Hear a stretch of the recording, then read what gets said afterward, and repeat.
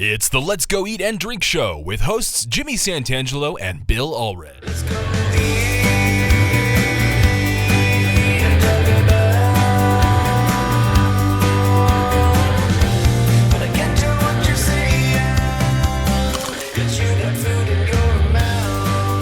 I'm your announcer, Zach Caton, and we're coming to you live on tape from Simplicity Cocktails, 335 West, 1830 South in the shopping plaza just south of Costco.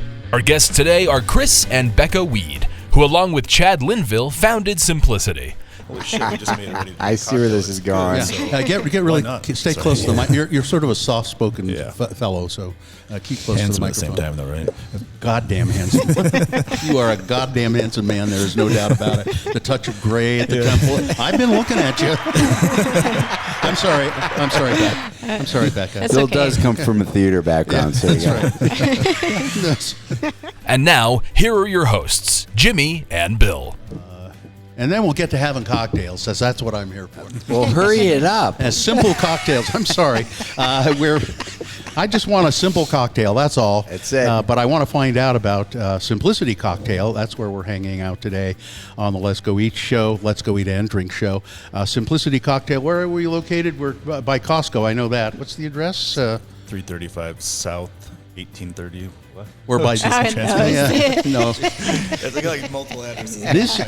This is your store, Chris. Yeah, I should know that, right? Smell for the barbecue. Let the barbecue wafting next door lead you. Or isn't there a Hawaiian place next? Is that Mo Better? I've never had that stuff. Is that the Hawaiian place? Yeah.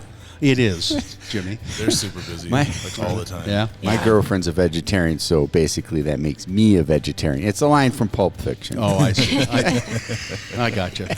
Anyway, we're here at Simplicity Cocktail. It's in that shopping area just to the south of Costco, and we're with the two of the founders of Simplicity Cocktail, Chris Weed and Becca Weed. Are you guys related? He's my other half. I see. Okay. She's the better half. I'm the other half. I love the bearded half.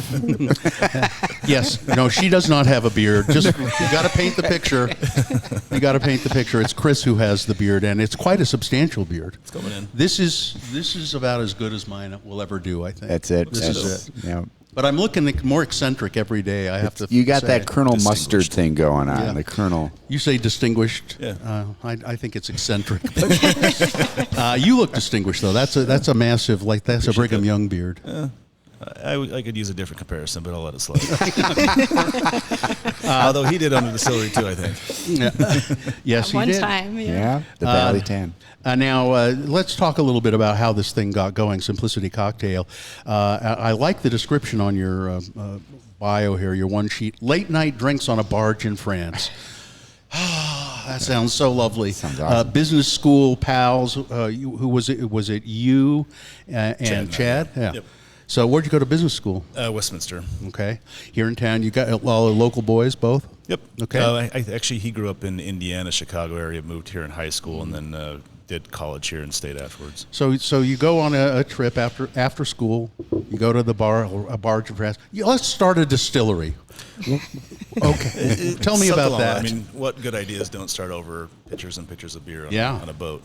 So we were just late night. I was with my group of people, friends, and then we ran into his group of people and friends, and we brought two groups together and ended up on a barge in Lyon. Had a good night. Some people had too much of a good night and couldn't present the next morning. Were you there? I was not. Yeah. And then we realized that we both were looking to do something more entrepreneurial. We both got into the business school for that kind of guidance. And you see two different types of people that go into business school. One that are checking boxes to get their resume and just move up. A lot of golden guys there.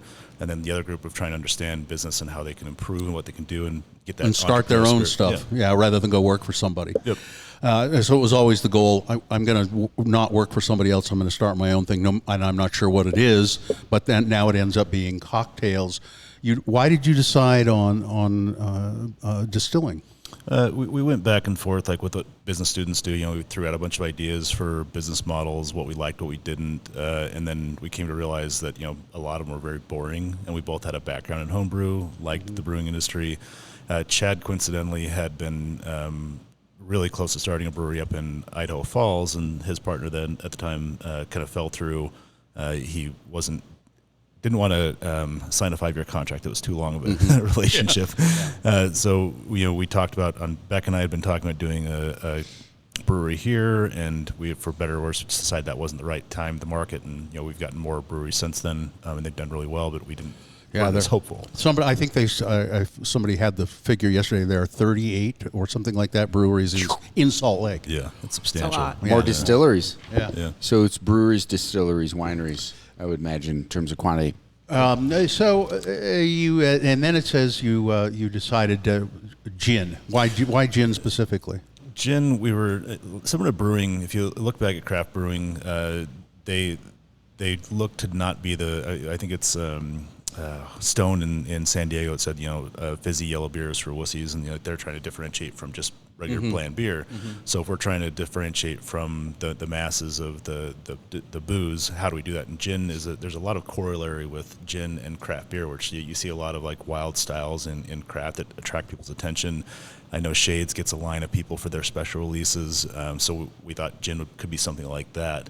And so we kind of started dipping our toe in the water, and Becca and I would host what we called Gin School on Sundays, where we'd not distill gin and other things on Sundays, and as we were playing with it pre business plan, and then we started doing tours, and we've been all over Scotland, Spain, etc., testing, and we actually really got to like gin, settled on that, and then we were at a Red Butte concert making gin and tonics to kind of define what kind of gin we liked, and we were bottling them back in the Fever Tree bottles and capping them because we had our beer cappers from the beer days. Like, holy shit, we just made it ready to I see where this is going. So get really stay close to the mic. You're sort of a soft-spoken fellow, so keep close handsome to the microphone. at the same time, though, right? Goddamn handsome. You are a goddamn handsome man. There is no doubt about it. The touch of gray at the temple. I've been looking at you. I'm sorry, Becca. I'm sorry, Becca. It's Bill okay. does come from a theater background, so that's right. So gin is something that you can customize easily customize. Yep. And find unusual things. And then when did you start doing commercial retail and all of that? We kind of grew into it, and you want to cover that? Sure. Yeah. So we launched in 2018, and then we had our first. When we first launched, we had a co-packer that allowed us to get into the business with our ready-to-drink canned cocktails, and then we opened up our first brick and mortar in 2020, and then we opened up our second location, which is much more retail focused. It allows classes and tastings in 2023. It's this must be a pretty sizable capital investment. To do something like this. I don't know where you begin. Do you have to find backers and things like that, or are you independently wealthy? You find the devil first, then you sell your soul, and then from there it's all butter. No, we're all it's self-funded. We're trying to keep everything. We want to make sure that we've got a set business plan. We have a lot of people that are interested, and friends and family will ask, like, can we put money in? And we don't feel right until we make sure we've got something really secure that we can build with. So we're all entirely self-funded. That's and yeah, if you can keep it that way, I mean, that's the great. Although someday, when you have your empire, somebody wants to come in and say, why don't I just make you a wealthy retiree? That might be good too. Here's my bank account number. Yeah. It's simplicity. All this can be yours and more. And then I like this line. We decided to expand our views beyond gin. That's a great line. It really is. Becca, how did you guys expand your views beyond gin? Sure. Yeah. So with all of the travel, a lot of research and development, so a lot of sampling. Booze is fun, but it's also it's like cooking. I mean, you get a dabble in so many different areas, and when you break down a certain botanical or fruit or something, it just you are able to explore so many different things. And so, one of our recent products is a limoncello, and Chris and I had spent some time in Italy, and it was one of those things we just kind of put on the list that it would be fun to make a limoncello one day, and there's a lot of work that goes into making limoncellos. limoncellos. Explain to people what a limoncello is. Sure. Limoncello is... It's something Danny DeVito loves, I know. I think he's got his own business too, hasn't he? Oh, does he? Yeah. 'Cause I remember he was drunk on The View or something one time, and he was like, it's limoncello. Yeah, we'll have to share the first time Chris had limoncello too. No, Chris says no. But what is limoncello? Limoncello, it's a liqueur. It's based on like lemon peels, vodka, and sugar. So while it sounds rather simple, there's so much work that goes into it. The last batch that we just did, it took over 1,000 different lemons. And so you're hand washing lemons, you're peeling lemons. Mm-hmm. And then we... of course, you have staff to do that, right? Still mostly not so much. Not so much. We wear a lot of hats here. Mm-hmm. So from creation to manufacturing, we're pretty much involved. But limoncello is very bright. It's it's sun-kissed, if you will. Like it's delicious. You can taste the natural lemon oils and peels that come through, and ethanol pulls so much flavor. So ethanol is really fun to work with because whatever the fruit or the botanical or the whatever you're trying to distill, it's going to pull that flavor through. I don't think I've ever heard anybody say that sentence. Ethanol is fun to work with. Usually it's ethanol is fun to use. Mm-hmm. So you've made limoncello. What else have you expanded beyond the gin? What else have you done? We have bourbon cream, which is... Bourbon cream. Yes. Now what's bourbon? Is it like Irish cream? Is it like... Exactly. Oh, okay. Yeah. So we've partnered with King's Peak to add a little bit of their espresso to the base. It also has like a little bit of almonds, chocolate, vanilla, and it's quite delicious. It's you can drink it like on the rocks. You don't necessarily need to just drink it in coffee, and you can make a really fun dirty soda with bourbon cream. Oh yeah, sure, yeah. My ex-wife Bailey's, she did Bailey's and coffee, man. She loved that Bailey's Irish cream.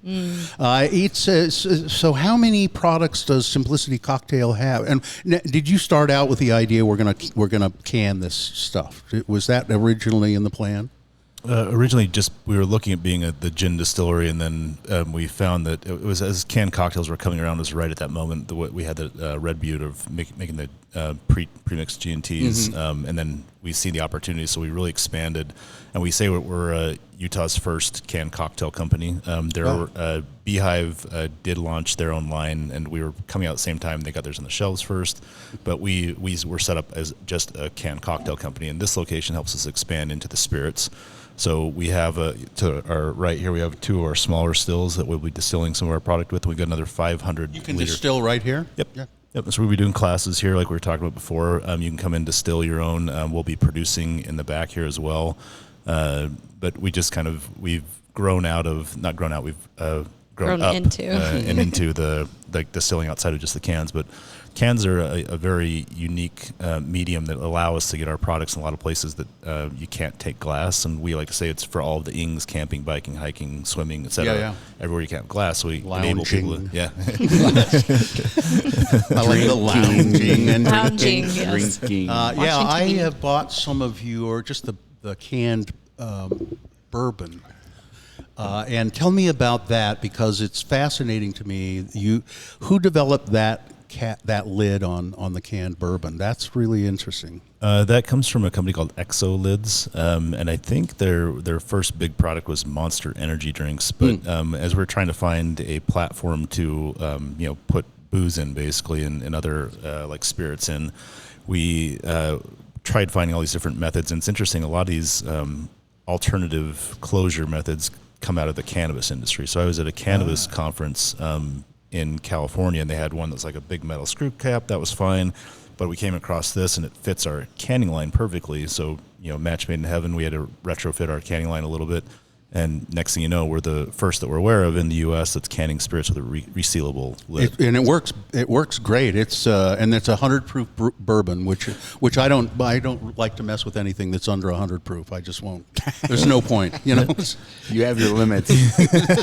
I have standards. Damn it. It's. I'm just looking. So is this? There's a chart or a poster here on the wall. You have a lot of products. Is that all of them? No, that particular one is a little bit dated. We've got. I don't think the bourbon cream's up there even. Yeah, we've continually to expand. We're building out our agave spirits portfolio. We have to say agave because we don't distill it here, but we have a partner with in Mexico that makes real tequila. We're working on the IP to allow us to use the word tequila, but and then we'll be developing some of our own. Agave base, but I could go down a whole tangent here on tequila agave versus like some of the other agaves you get. The pina itself adds so much flavor. So, long story short, that's why we partner with the brand in Mexico to ship us that because it's got a distinctly different flavor. So, we're expanding that line of agave products. We're trying to expand our bourbon. We've got some other ideas now that we have this space and the traffic. We're going to play with ice creams, other things like. We've got a lot of ideas that we want to do here that can only happen because the state's not going to put them in. So we're going to have them here with the people can come by at Costco, and we like to say Costco and cocktails. Or Costco and yes, I like that. I like that idea a lot. Let's talk a little bit about. I think now this is clever. There's you've apparently partnered with Cool Brand Clothing. Yep. Which is a local outdoor clothing company that's been around for quite a long time. And what is that? A Cool Mule? Is that what? Yeah, and Cool is an interesting, very involved brand. We worked with the CEO and some of his team on developing it, but they like to brand just about the entire experience. So they have cool chocolates that they give out.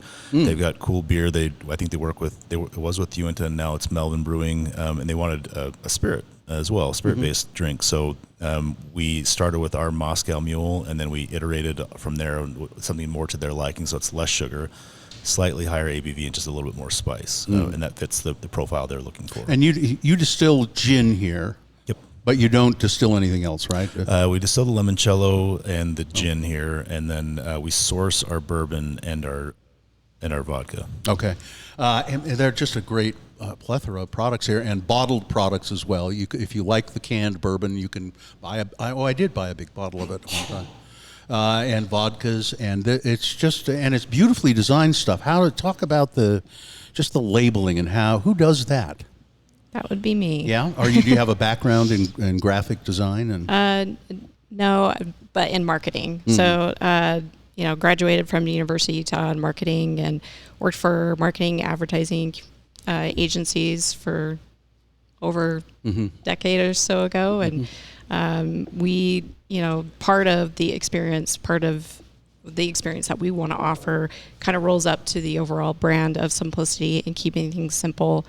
And while it's a very high quality product in every single one of our bottles or cans, there's this simplified story that we want to communicate. Understand. Yeah, and this is interesting too. These are fun packages. Yeah, talk about the decision to do this tall, thin can as opposed to a beer can sized can. And while we do that, I know the answer, but do you want to pop one of those, and do you want us to taste a little bit of it? Should we do that? I'm all for that. Okay. Which one, Chris, should we do? I can do that and pass it around. Whichever one's the coldest, yeah. But talk about I think I know the answer, but why did you decide to go with the tall or slim can? It's the same amount of a beverage, but it's just tall, thin. Sure. So we were definitely leaning to go towards the standard. Like everything is meant for the standard 12-ounce can. And then we did a blind test with a sample audience where we're like, okay, if you're drinking a cocktail, what would you prefer? Would you prefer this sleeker, tall can? If you're drinking it out of the can. If you're drinking it out of the can, what would you prefer? And everyone was leaning towards the sleek can because it stood out. So they wanted something different. They didn't want the standard, beer can, beer 12 can, ouncer, yep. squatty. Yep. And you can. I thought the answer was going to be it's because you can pack more of them in your backpack, easier than it's space kind of thing. Space was part of our decision of why we canned the bourbon and why we canned the vodka. When you're camping, 2 of those cans almost equals a bottle, and when you're trying to shove like a bottle of booze into your cooler, space is limited, and so 2 cans fits, and then when you're done camping, you probably drink it all, so you don't need to worry about it. Yeah. Now we're tasting the Bourbon Mule, which is like a Moscow Mule, but it's a bourbon and ginger beer. And anything else? Anything else in it? A little bit of lemon, a little bit of lime. Yeah, a little bit of lemon. But there's something there. It's the premium Bourbon Mule. What is that? This is that bourbon we have that you enjoy. The 100 proof. Yep, and it ranges between 55 and 66%. Wow. So you'll note on our label that it says barrel strength. We don't prove it down or anything when it comes. It comes out just like anything else at different strengths. So the latest batch we did is at 60.3% actually. You can taste it. I'll bet. I'll bet. Take your breath away. Yeah. But it lends really well to this cocktail with having the bourbon, strong bourbon flavor comes through, and that's what we really wanted. And let's talk a little bit before we get too far down the road, and then we'll go to Splash of News and classes. Talk about classes, what kind of things you do here at Simplicity Cocktail, what sort of, talk about that and how people get involved. Sure. So we've actually partnered with Jim on several classes this coming fall and winter, and we dive into... You mean Jimmy Santangelo, the proprietor of wineacademyofutah.com? The one in the Thank same. you. Oh, that guy. Yes. Right, that one guy. of the There. same. Yeah, I think guy. I know him. Yes, exactly. Thank you for that. So Just to clarify. Yes, I good to be appreciate specific. that. I appreciate that. Yes, so we have several classes coming up. We dive into our limoncello. We dive into our bourbon cream, our bourbon. There's also some kind of component tasting where we break down, the difference between a Moscow Mule or a bourbon mule, and get to kind of taste the different layers of, all right, here's vodka, now here's bourbon, and how much that influences the cocktail itself. So it's been really fun to be able to educate the audience and just kind of explore different palettes. And then, Chris, you were telling me about this before we began. Talk about this. This is a little still on a table over here, and maybe we can get a picture of it before we leave. And tell me about what you do there. Yeah, so we're really excited about this, and it goes back to we're gin nerds because we can do so much. We want to be able to offer this space for a few reasons. One, the retail, it's nice to have be able to see a lot more customers, but second, for the experience. So half of this room you can see is dedicated to the tables, the chairs, and this is our classroom, like Becca was highlighting. But this one we're really excited for is that it's a do-it-yourself or make your own gin class. So that it's a nano still. It's 1 liter total capacity. So you'll come in, you pour in a bottle of vodka, basically pick out your botanicals. We walk you through the different flavors. You can sample them, give you a recommendation for what ratios you want to put in to not overpower. I had a friend ask, does any of this actually turn out, or is it just horrible gin? Like, well, that's why we have that's the value we add, right? We're giving you the education, and so you'll be able to walk out after about 2 hours, somewhere between an hour and a half, 2 hours, with your own bottle of gin that you write your name on and all the different ingredients. It's distinctly your own gin. No one else in the world has this. That's cool. I'm gonna come and do that sometime. That's really. But so is it just one person per class? Or we have 6 of those stills, and you can do. We like to joke that you can do corporate events where you can argue about if you want to pair up on one, or you can test your marriage strength if you want to argue for the best gin. Great team building activity. Yeah, you're going to learn real quick, and so we're playing those other ideas. But right now we have 6 of those stills, and great. then we think we can have you can have 2. You can even have 1,000 3, really. ml in there. Yep. Wow. That's That's really awesome. Yeah. These it's got your brand on it. Yep. Did you develop this? Or? No, Dewey Penny. So this still here, and actually it's New World up in Eden has the same brand of stills rather. It's a Dutch brand. They're just outside of Amsterdam. What we like about these is they're robotic. These are the these ones themselves are not the one that's coming. Is very robotic, so it's very repeatable. So you can get the same results over and over. And we've been very happy with their products, and this is something they came out with for some of their customers doing gin class globally. Like, we love the idea. We wanted to do it. This makes sense, and it stays on brand. So, I mean, we've got a family, which I have to tell you. So this one right here is Theodore, the big one coming. The big is that your biggest one? The one coming will be 500 ml. This is 50 liters in that mill. So Theo and his older brother is Vincent, the Van Gogh brothers. I see. They're Dutch. And then we got Eddie Van Halen and the little one over there. Oh, okay. All right. And Wolfgang just got married. Wolfgang got married. It's Simplicity Cocktail, and if people want to take classes, they can go through wineacademyofutah.com or... Yeah, we direct you right over, but it's your website. Yep, drinksimplicity.com/classes. Drinksimplicity.com, and then you have to put, I am 21 years of age or older to go to this website, so... Yep. So don't lie. Please don't lie. Yeah, don't lie. All right, Jimmy Santangelo, is it time for a splash of news? Yeah, we do. We have a splash of news, two stories here. I just got to say that was great. Thank you, guys. That was awesome. Yeah, it was fun. Love that product, and maybe we can try that premium, because I didn't realize you were doing a higher proof to then for the same, so that would be a heck of a comparison. Is it cold? Is it cold? And fun packaging for the holidays as well, for the Halloween thing coming up. Anyway, sorry, splash of news. Jack Daniel's tweaks its brand from bland to exclusive. The New York Times reports that the Tennessee whiskey, long snubbed by connoisseurs and collectors. I've always thought that Old Number 7 was shitty bourbon. I can't a lot of people agree. And it's suddenly grabbing the attention with a series of special releases. Even as Jack Daniel's retains its position as one of the highest volume whiskey brands in the world. In 2022, it sold 14.6 million 9-liter cases. That's because of rock and roll stars. That's right. Janis Joplin and, It's true. Yeah.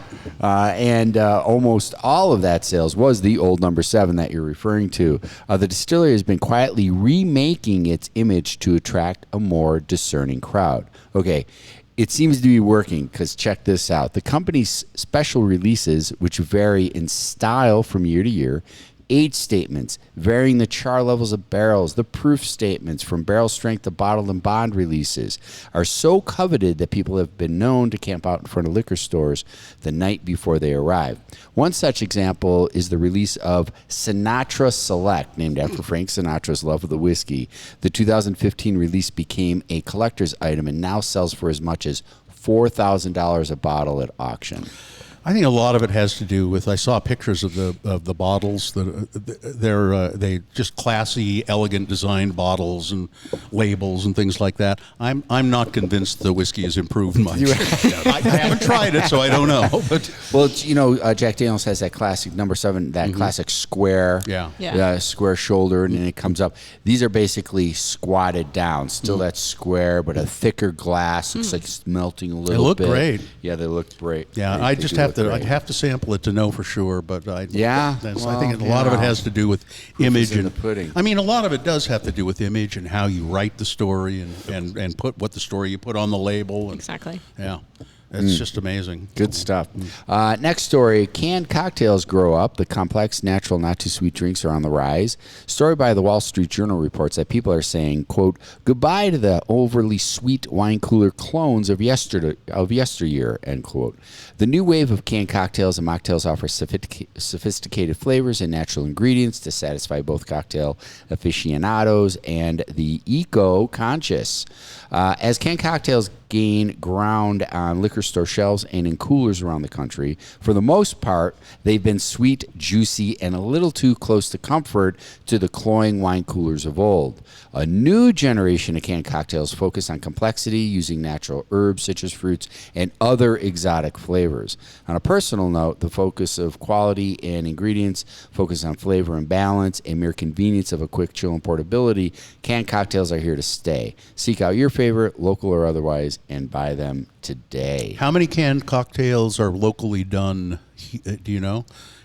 There's you and Ogden's Own, Beehive. Beehive is the one I see most. Sugar House.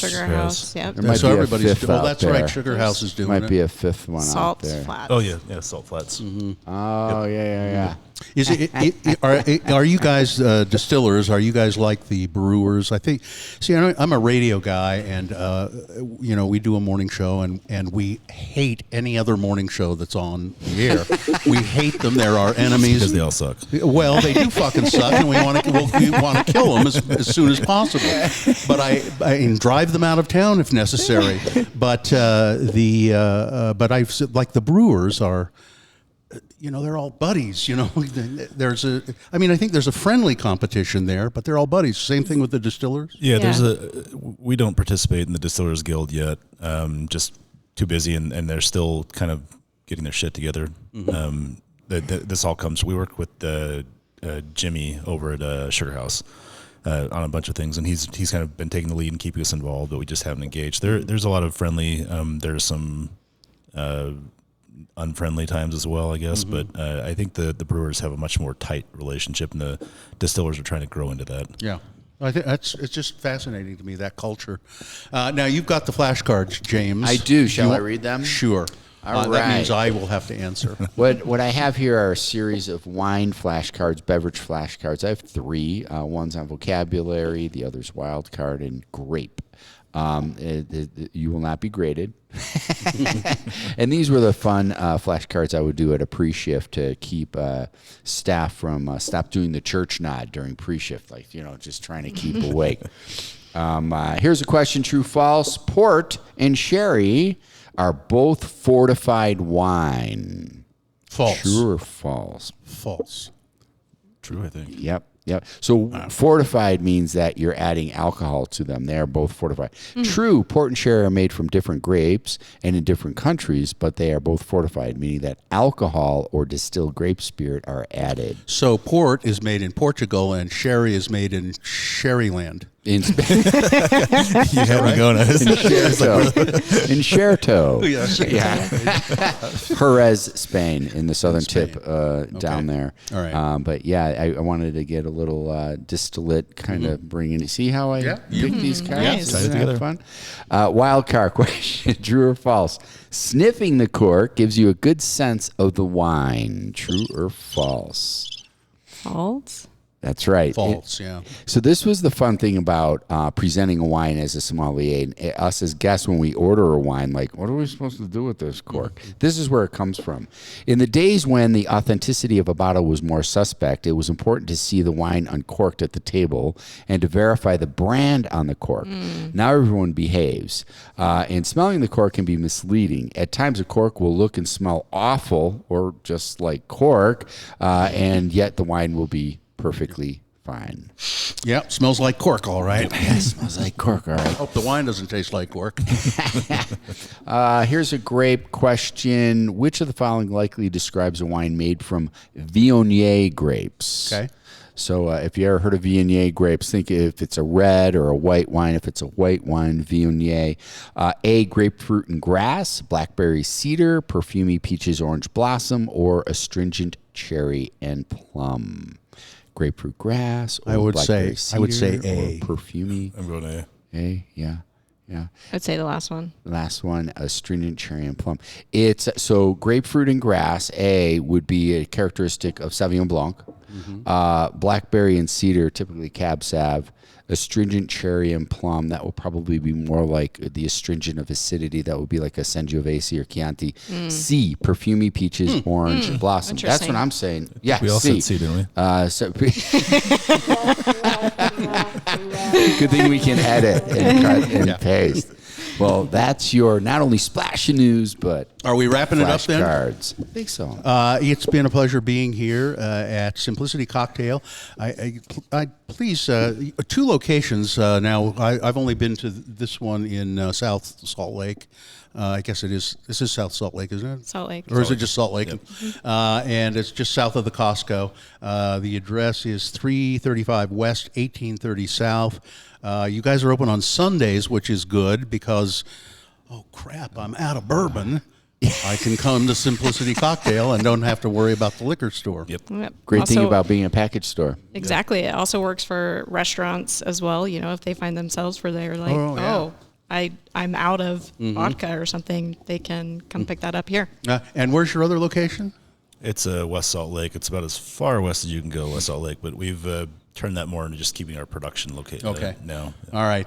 Thanks a lot for having us here. It's been terrific. I'm sorry we didn't get to meet your other partner, Chad Linville, but Chris Weed and Becca Weed, a handsome couple and a really nice host. Thank you very much, Simplicity Cocktail.